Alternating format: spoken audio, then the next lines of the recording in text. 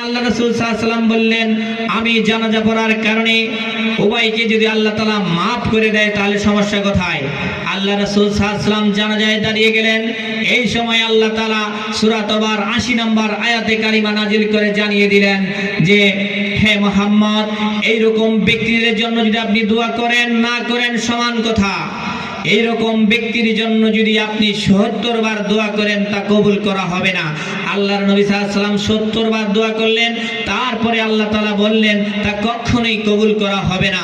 সম্মানিত উপস্থিতি, আমরা মানুষদেরকে জান্নাতের সার্টিফিকেট দেই না, কিন্তু আমরা কোরআন সুন্নাহর আলোকে মানুষকে জাহান্নামের রাস্তা থেকে বাঁচিয়ে জান্নাতের রাস্তায় নিতে চাই, ঠিক কিনা?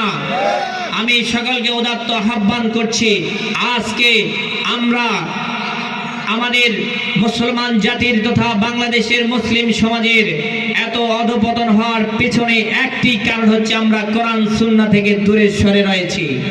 যদি আমরা কোরআন